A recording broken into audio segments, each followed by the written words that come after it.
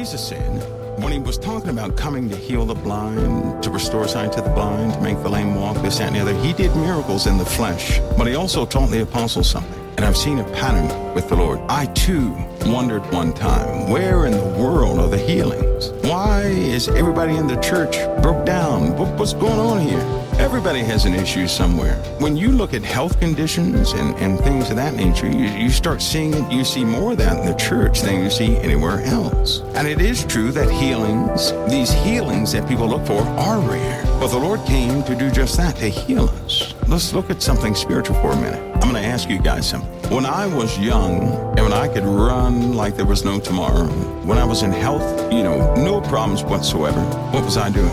My mind was not on the Lord. My mind was on a mission. I didn't quite apply myself to spiritual things at that time. I did things in the world that at the time you really don't equate as being something that God wouldn't approve of, right? Because of course, when you're young like that, you don't see everything. So in my time of health, when I was totally restored, you could say that I was doing what I wanted to do. When the health is challenged or starts fading, or in my case, I was wounded too much. And when you really begin to hurt this, that, and the other, and you have limitation, that's when you're really mindful about the Lord in the first place. Twice as mindful. And when you're mindful about the Lord, it was due to situations. It was due to circumstances. So it takes a situation, circumstance, a breakdown, a brokenness of the flesh to get us to even look at the Lord in honesty. So when we look at the Lord with all honesty, then sometimes people will ask for healing, but for the most part, we don't know what to ask for. Of course, we don't like to be healed. But understanding this process, I saw people take it a bit further. I've seen people who were broken, came to the Lord, and were totally healed. And guess what they did? They went right back out into the world again. They broke down and came back to the Lord.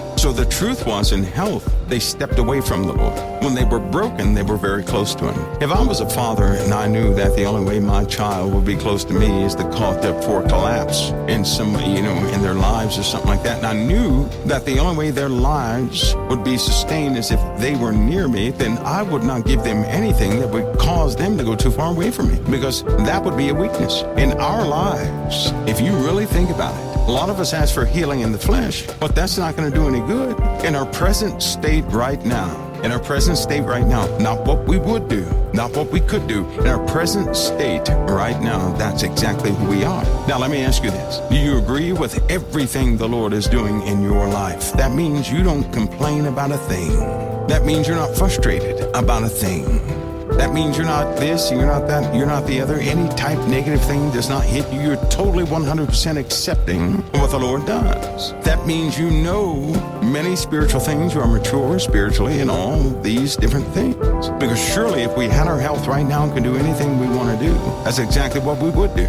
We would do everything we think we should be doing. The problem is, some of the stuff we think we should be doing, we have found out we shouldn't do at all. So what is the Lord doing? Yes, He broke us. Just like a good shepherd will break the legs of that little bitty lamb and put it around his neck to teach him where his borders are, so he'll never go outside the gates again. Just like the story of the little rabbit, the old man and the rabbit. He loved that little rabbit, but all the rabbit wanted was to go right into the woods where he could be ate up. So the man put a rope around the rabbit, and it was only so long, so every time the rabbit got near that string, he would jerk him back. And the rabbit was mad. He was mad. He was complaining every day. He did this for years. And then one day, after the rabbit was old enough, because a man did not want him to have that restraint.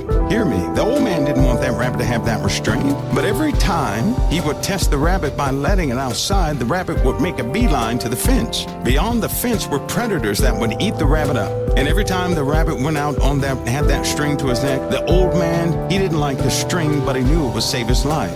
What the rabbit didn't know was every time he let the rabbit out, the rabbit didn't know this, that the old man was hopeful he would not make a beeline to the fence so he could take the restraints off. But the rabbit didn't know it. The rabbit complained about the restraints. He said it was prison. The rabbit was just hated everywhere he was because of the restraints. What the rabbit did not know was that he would surely die if he could go where he wanted to go. Time went on. The old man thought to himself, okay, one last test. Let's see if he learned this time. He opens the door. The rabbit has a string around his neck. Before he gets to the part of the fence where the rope normally jerks him back, he stops. The old man looks, and he sees the rabbit turn around, lost all interest on going over the boundaries. The old man celebrates, he celebrates, and the old man brings the rabbit back in, and he takes the string off. He opens the door. The rabbit goes outside for a few seconds, not even near the barrier, and he walks back in. The old man just embraces the rabbit in tears. He learned the lesson. He learned not to go beyond the barriers.